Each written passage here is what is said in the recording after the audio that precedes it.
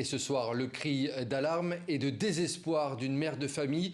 Nassera Dutour est notre grand témoin. Bonsoir Nassera Dutour. Vous êtes militante des droits humains, Bonsoir. spécialisée dans la lutte contre les disparitions forcées. Et je précise que vous êtes présidente du collectif des familles de disparus en Algérie. Je vais un petit peu rappeler votre histoire pour que l'on comprenne bien un petit peu.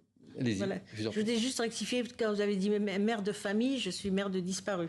Mère de disparu. J'ai mon fils qui a disparu il y a, voilà... Et justement, je vais revenir sur votre histoire pour qu'on comprenne bien.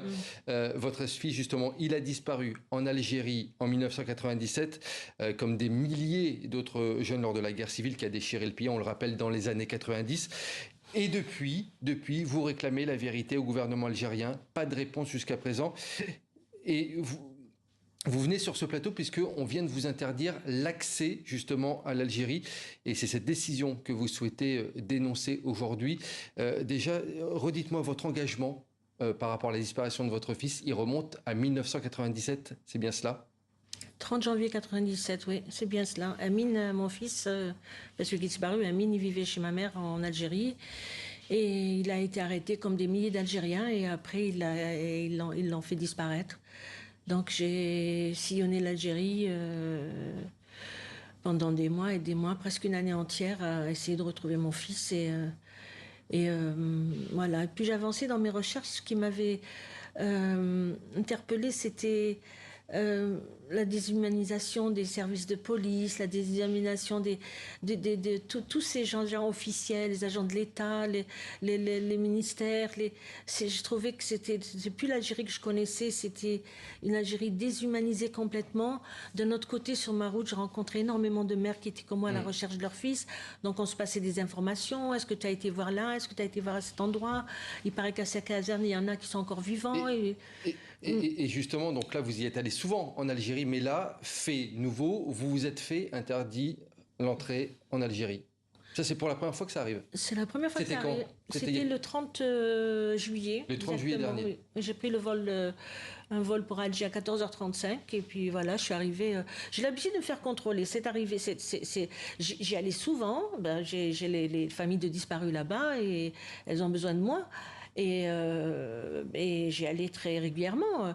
J'ai les bureaux, on mène des actions, même si on les a mis discrètement en cachette, vite comme ça, avant qu'ils s'aperçoivent qu'on organise quelque chose, on arrive à faire des choses. J'y allais très souvent. Bon, au début, je sais que j'étais signalée, simplement signalée. Je sais qu'on remplissait la fiche de police. Mais sans lors des interrogatoires qui étaient relativement longs, faut le signaler. Au début, non. C'est seulement depuis le Hirak. Moi, je me référais au Covid, mais en fait, c'est pas le Covid, c'est depuis le Hirak. Que quand je rentre, ils me gardent au moins minimum 20 minutes. Au début des années 2020. 2020, voilà. Vers les 2020, disons 2020, ouais. Et donc, cette fois, est-ce qu'ils vous ont donné une raison pour laquelle ils vous ont interdit l'accès au sol algérien ? Qu'est-ce qu'ils vous ont dit? Ils nous méprisent, ces gens-là. Ils nous méprisent. Aucune raison. Ils m'ont renvoyé de chez moi comme une malpropre.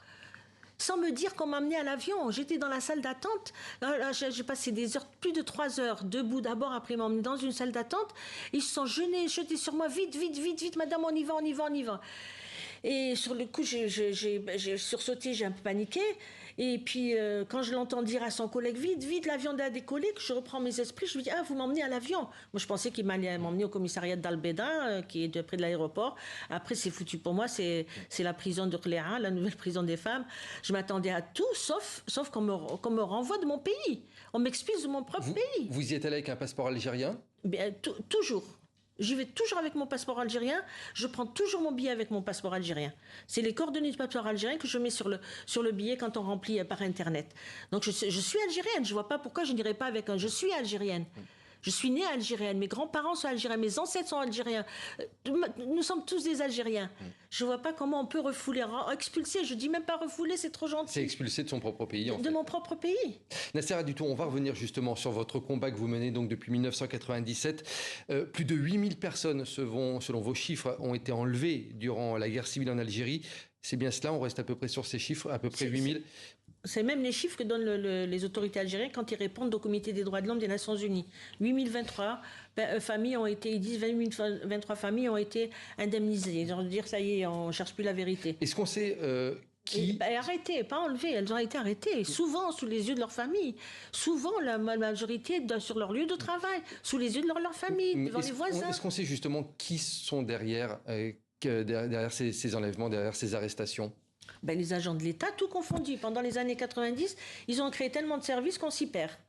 Donc il y a la brigade antiterroriste, il y a les forces combinées, il y a les militaires, il y a les GLD, GLD c'est les groupes d'intelligence, il y a les patriotes, il y a les... Pourquoi ces arrestations? Est-ce qu'il y a une raison, en fait? Pourquoi votre fils... C'était dans le cadre de la lutte antiterroriste. Votre fils a été arrêté pour quelle raison, notamment? Est-ce qu'ils nous disent pour quelle raison? Moi, ils m'ont expulsé, ils m'ont pas dit pour quelle raison. C'était ça, de me dire on veut pas toi ici dans ce pays. Voilà, il va se débarrasser des disparus et des familles de disparus par la même occasion. Mais ils donnent jamais, ils nous méprisent, ils nous ignorent complètement. Donc là, vous n'ont jamais donné de raison. Tout ce qu'ils savent dire, on n'est pas venu. On n'a pas pris, on n'a pas vu, on ne sait pas, nous on ne fait pas ça, on ne fait pas disparaître. Mais pendant des années, ça a toujours été la même réponse. Jamais ils nous ont donné Certaines familles, on leur a dit, c'est pour les besoins de l'enquête. Et après, on va le libérer. Et depuis, pas de nouvelles? Aucune. Okay. Votre fils, vous avez zéro nouvelle depuis 97? Zéro nouvelle. 2 mois après son arrestation, j'ai pensé le retrouver. Mais malheureusement, ça s'est pas fait. J'avais un ami j'ai perdu de vue, le frère est commandant militaire dans une caserne, et il est venu me voir, il m'a dit, bon, j'ai retrouvé ton fils, tout content. J'ai eu peur c'est toujours comme ça, l'angoisse, le stress, la peur. Et puis je lui dis oui, où? Il me dit, il va revenir, il va te revenir, ton fils. C'était avant l'Aïd el-Kébir, l'Aïd le Grand, du mouton. Et il me dit, après l'Aïd, ton fils, il va venir frapper à ta porte. Eh bien, j'ai attendu. Donc là, vous ne savez pas à l'heure actuelle s'il est vivant ou mort, ou s'il est vivant, dans quel endroit il pourrait se trouver, dans une prison ou autre. Depuis ce jour-là, quand j'ai revu ce monsieur, il m'a dit, t'es content, ton fils t'est revenu, tout ça. Moi, j'ai hurlé de douleur et je lui ai dit, mais c'est une mauvaise plaisanterie. Mon fils n'est pas venu. Il s'est sauvé. Il m'a dit, je comprends pas. Il faut savoir que la torture pendant les années 90 était systématique. Et ce qu'il faut rappeler aussi, c'est que c'est aujourd'hui la loi du silence, c'est l'omerta en Algérie autour de ce dossier, notamment depuis 2005. 2005, c'est une année qui marque un tournant dans votre lutte, puisqu'il y a 20 ans, donc, l'État algérien a adopté la Charte pour la paix et la réconciliation nationale. Pourquoi c'est un tournant dans votre combat et en Algérie, que nos téléspectateurs comprennent bien? Qu'est-ce qui a changé depuis 2005? Ils nous ont fait, je peux le dire, ils nous ont fait mal, hein, ils ont fait très mal. Parce que cette charte, non seulement nous interdit de nous adresser à la justice, et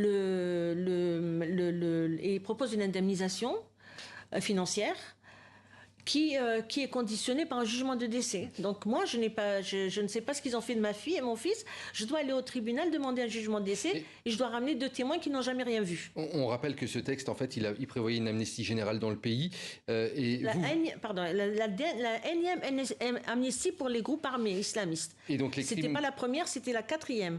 Et cette fois-ci, on intègre dedans les agents de l'État qui auraient dignement sauvé la nation. Et vous dites que dès lors, les crimes commis durant la guerre civile sont passés sous silence à partir de cette date. Oh, ils étaient passés sous silence, ils ont toujours été passés sous silence, mais à partir de là, ils ont essayé de tourner une page. Bouteflika nous avait dit à l'époque, quand il a déclaré que les disparus n'étaient pas dans ses poches, en 1999, il nous a dit le passé est passé, le passé est mort, qu'il nous a présenté ses condoléances, et il nous a dit, oui, il avait annoncé, je crois, le chiffre de 10 000, et il nous a dit qu'il faut tourner la page. Et donc, après, il avait instauré le mécanisme ad hoc. Il a joué la carte des disparus aussi pour son 2e mandat. Ça sera trop long pourquoi je dis ça, mais il a mis le mécanisme ad hoc. Après le mécanisme ad hoc, c'était l'amnistie générale, et après c'était la charte pour la paix et la réconciliation. Il s'est dit, comme ça, on va fermer le dossier. Et ils ont fait campagne pour essayer de fermer ce dossier auprès des instances internationales. Ils sont passés partout, mais ils n'ont pas réussi à le fermer. Ils nous ont violemment dispersés de notre rassemblement hebdomadaire, violemment, coup de poing, coup de pied et tout, pour qu'on soit plus visible sur la place publique. Mais on a réussi à tenir quand même bon, et on a réussi à continuer notre travail et à se rendre visible pour pas oublier, pour nos enfants. Je ne me tairai jamais pour mes fils et pour les enfants des autres. Justement, Nassera Dutour, on voit sur ces images ces rassemblements de vos associations, de vos collectifs. Vous le dites, ne pas avoir le droit à la vérité, demander où sont-ils, ça c'est le message que vous souhaitez faire passer pour leur mémoire, puisque au niveau des enquêtes, comme vous le disiez tout à l'heure, on ne sait pas où est-ce qu'ils sont. Non, on a cru pendant un moment qu'ils seraient incarcérés à Tindouf. J'ai eu des informations comme quoi il y aurait une prison secrète. Qui est une prison, c'est ça? Une semblante prison secrète dans cette région de Tindouf. J'ai confirmé par des Marocains qui avaient été là incarcérés pendant plus de 20 ans que ce lieu existe effectivement. Mais depuis, je n'ai pas réussi à en savoir plus. Jusqu'à aujourd'hui, on continue à chercher. Bon, pour ma part, c'est 28 ans. Des fois, je me dis, c'est pas, je désespère et c'est pas maintenant qu'il va revenir. Et même s'il n'est pas mort sous la torture, il serait mort de maltraitance et de mort de malnutrition, de tout ça. Mais je suis mère et je sais pas. Quelque part, je dis toujours, mon fils est vivant et je veux garder sa mémoire vivante de toute façon. Je veux la garder. Pourquoi, selon vous, le gouvernement algérien ne vous aide pas sur ces enquêtes, ne fait pas un pas vers vous? Parce qu'ils sont coupables. Ce sont quand même des agents de l'État qui ont arrêté des milliers de personnes.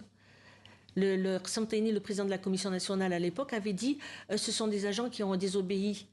Il avait annoncé le chiffre de 6146, que le mécanisme ad hoc avait recueilli 6146 dossiers de disparition. Il n'a pas dit forcé, mais il a dit disparition du fait des agents de l'État. Mais que l'État est responsable mais pas coupable. Mais comment un agent peut désobéir à son chef? Et Dieu sait si quand ils viennent arrêter quelqu'un de chez lui, ils encerclent tout le quartier. Pour une manifestation, en mois de février, ils ont encerclé tout le quartier. On aurait dit qu'ils étaient venus arrêter un grand terroriste. Alors pour une disparition, il faut voir. Des fois, quand c'est les forces combinées, c'est les gendarmes, les militaires, les policiers qui sont ensemble pour arrêter une personne. Donc, à combien ils viennent? Je ne sais pas, des fois, ça dépend des arrestations. J'ai assisté à cela. Nasser Hadoutour, une dernière question. Vous allez tenter de retourner de nouveau en Algérie, malgré le dernier refus? Pour l'instant, j'ai posé plainte pour un recours en annulation. Et je vais continuer ma plainte à l'encontre du ministre de l'Intérieur, du ministère de l'Intérieur ou du ministre. Je ne sais pas comment les avocats vont prendre la chose. Il y a un collectif d'avocats qui s'est constitué en Algérie. Et on verra en septembre, à la rentrée, je vais voir si l'impunité continue de régner comme ça. Eh ben, j'irai. S'ils veulent faire de moi une martyre, eh ben, ils en feront une. Mais je vais pas me laisser. Et vous avez reçu des messages de soutien depuis? Oh, énormément, du monde entier. Bon, des grandes coalitions internationales contre les disparitions forcées, de la FIDH, des messages de soutien de 2 partis politiques, le FFS et le RCD. Je salue au passage Karim Tabou qui m'a envoyé un message super joli. Et je salue toutes les personnes qui m'ont envoyé des messages de solidarité, qui ont fait des communiqués, qui essayent de voir qu'est-ce qu'on peut faire de plus. Qu'est-ce qu'on peut faire de plus? Merci beaucoup pour votre témoignage, Nasser Hadoutour. Merci d'avoir été notre invité ce soir dans le 64 minutes.